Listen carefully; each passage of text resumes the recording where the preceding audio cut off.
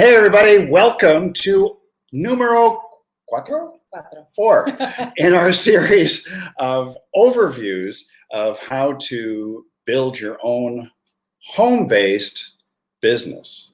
And today we're talking about let's get physical products. Nothing below or above PG-13 here, so don't worry. Yeah, so in the last couple of days, I'm going to give you a recap. We talked about blogging because a lot of people know me from obviously Mom Maggie's Kitchen and the blog. So if you're interested in blogging, go check that out. That's a really, really in-depth kind of thing. I can give you guys more. Obviously, I could talk about blogging for days. I do. She's an OG. I'm an OG. The second day, we talked about our social media management business, Maximize Your Media, that I started back in 2010. So yeah, we've been around doing things for a while. Yesterday, we talked about courses. Today, physical products, guys. This guy went to China. You got an accent, like a New Yorker. The LA girl with a New York accent. I hang around with a New Yorker. What can I say? Buffalo. Hey, so oh, by the way, happy Father's Day to all of you fathers out there, and to anyone who was produced with the help of a father. And to all the stepdads. Stepdads get a raw deal, but I'm not going to go into that because you do at least half the work and get 0 cards. Aw, no, our kiddo loves him. You can buy me a tie, but I'm not going to wear it. Our kiddo loves you. All right, so let's talk about physical products. So we have experience in selling physical products, and but we've done it through different ways. Now, when you think about the world of physical products, most people think of e-commerce or e-com. Amazon. Yeah, Amazon, but also your own store.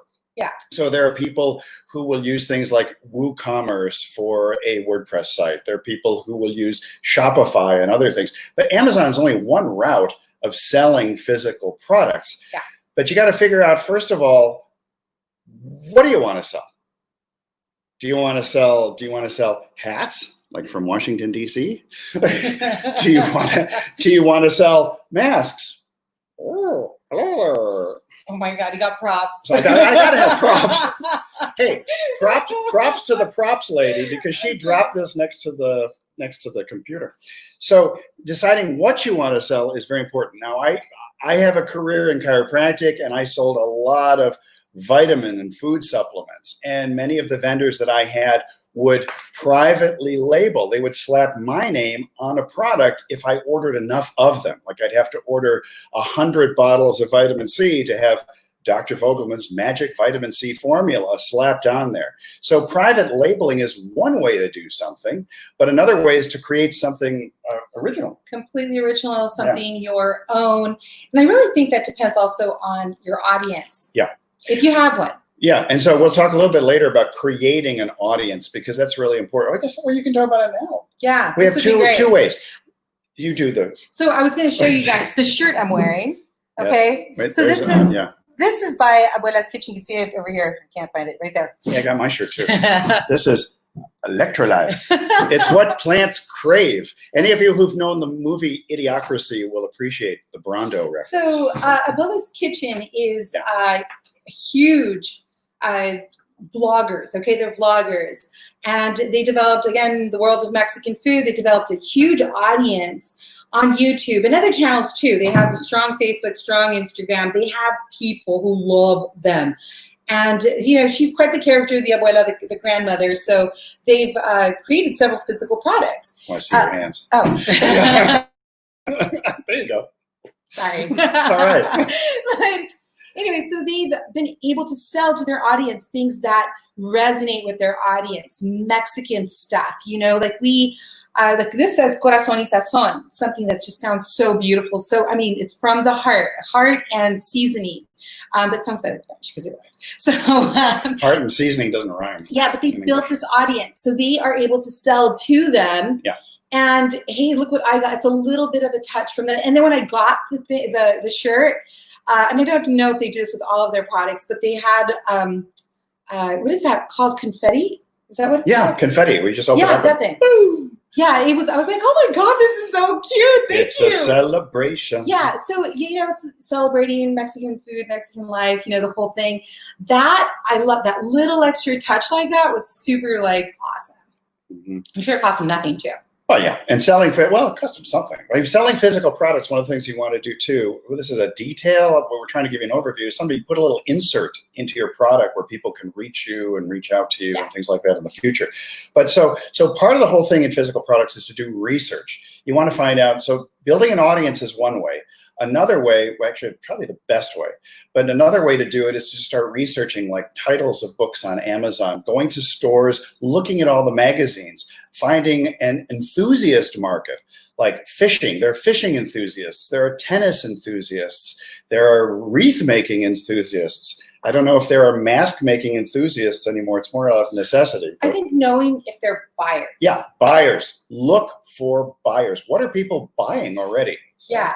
If you look at if you're interested in a niche already, or you have one in mind, because most people have their interests in things, go see if there are buyers or to some of their products. Maybe you're an outdoor enthusiast, and you love camping or hiking, and you can find, just like what Christopher was talking about, putting your own products on something and putting your own label on some products.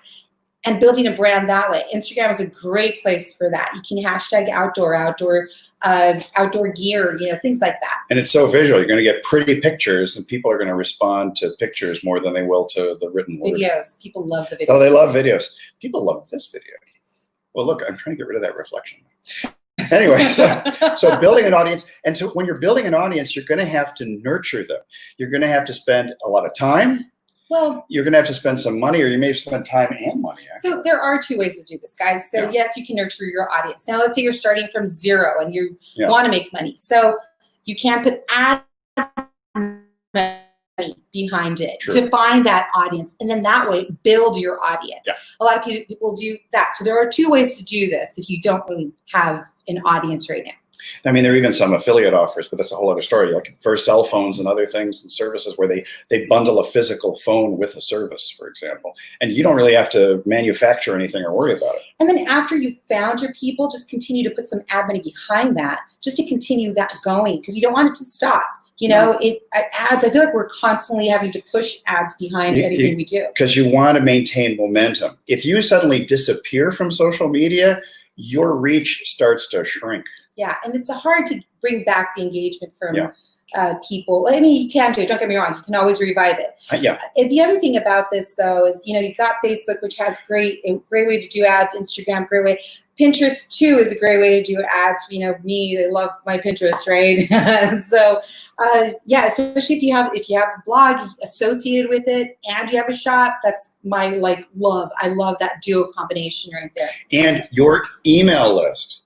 Using your social media to collect names of people where you can email them your offers. That's an important thing, because if you're only going to reach.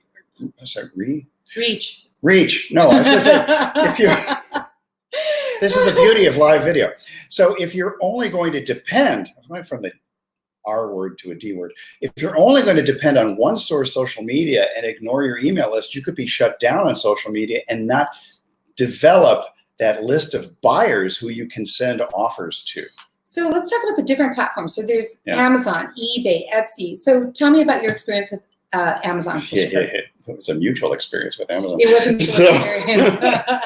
So I took some courses in how to sell on Amazon, and some very high ticket courses, as a matter of fact. We went to some high ticket masterminds on how to do everything from sourcing your products. And very often, at least years ago, sourcing your product meant hopping on a plane and going to China, to a factory, or to at least a large gathering, like a trade show. So for me, I went to Guangzhou, which was known formerly as Canton, China, and just went to all these different vendors trying to cut deals, and they would have show deals.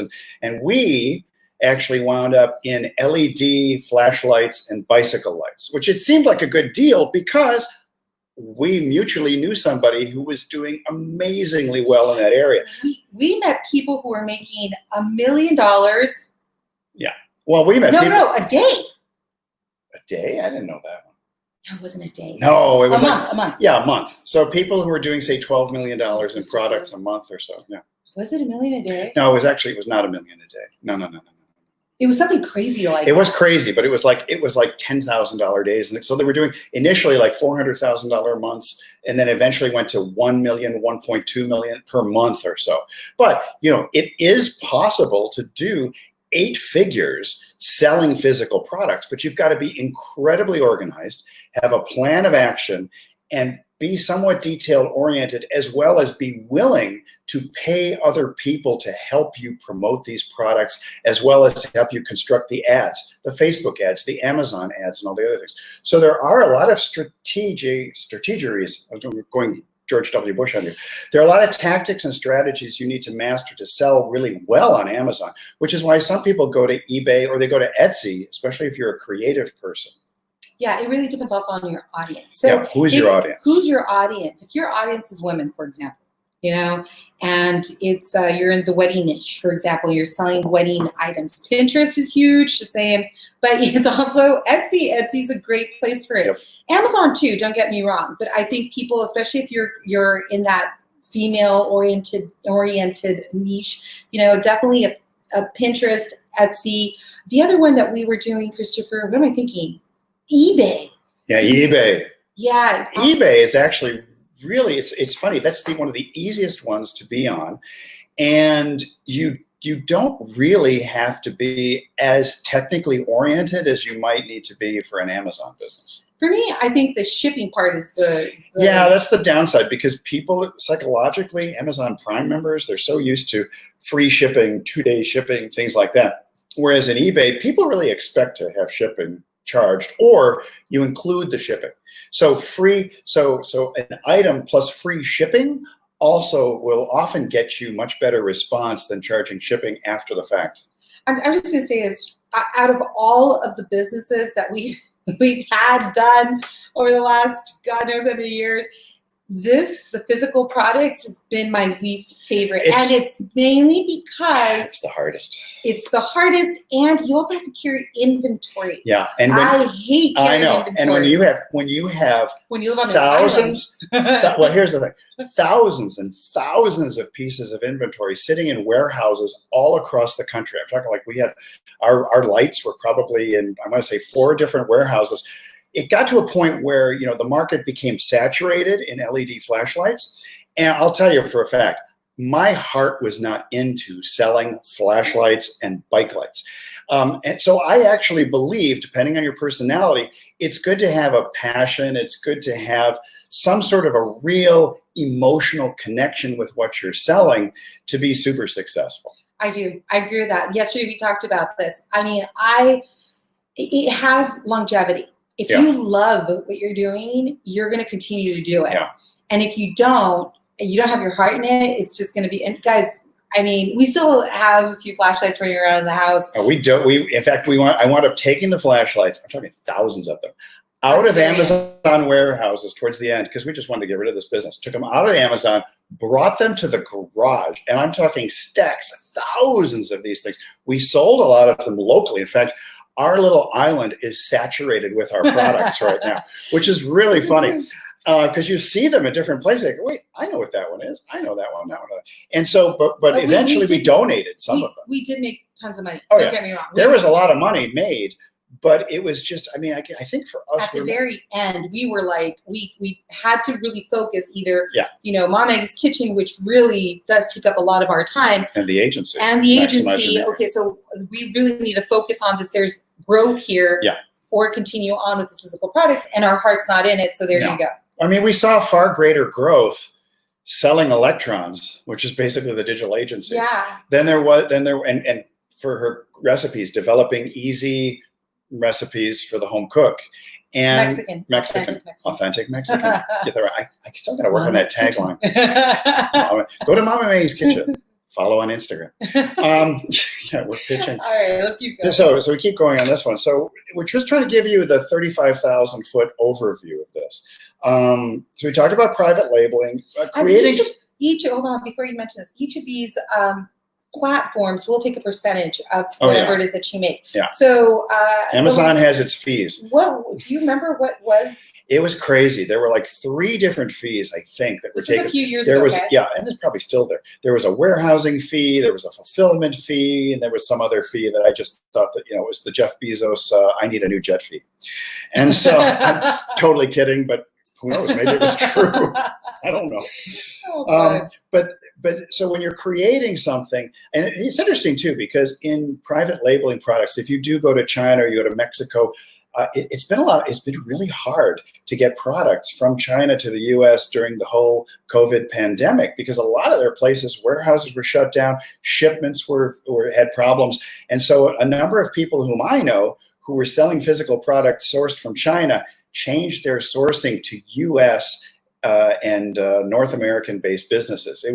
It was actually Canada and the US, because it was easier to fulfill those orders. There's a lot of drop shipping businesses who have actually had to shut down because they couldn't get their products from China. if you are going to go into physical products, I'm going to say one thing: customer service. Big time. If you provide the best customer service. You want to love on your people. Yeah. Because they bought you. They bought it once, they might buy it again. Well, they'll buy multiple products. And like, they have friends. It reminds me of my dad, because he had this great practice, and he would have patients who would come in and they would say, "Hey doc, what you got now? What else you got? Do you have another device, another supplement, something else?" Because he built that know, love, and trust factor with those people. So it's as true in the online world as it is in the bricks and mortar physical world when you're dealing with people face to face. You want to build those relationships. And you want those 4 stars. You want people to give you those stars, I give you prefer those the 5 stars. Oh, sorry, 5 stars. I was thinking hotels. I'm sorry. I am not settling for only 4 stars. Oh, sorry. 5-star customer service. Sorry.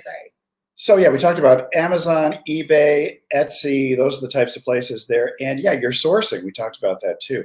So, but in the physical products business, I'll tell you, I mean, quite frankly, it is more difficult. Now, on the other hand, if you are so incredibly creative and you have original stuff, I know people who've gone to China and sourced there, but they had the manufacturing, not just private label, but change the outer covering of the item, or change the color, or change the logos, because you always want to slap your logo on a physical product so they know where it comes from. Branding is super important. I think right now it's a golden opportunity for you. Right now is a golden opportunity for you. If you have an idea, you're that creative person, you have a creative product that is awesome and you love, and it's your heart's there.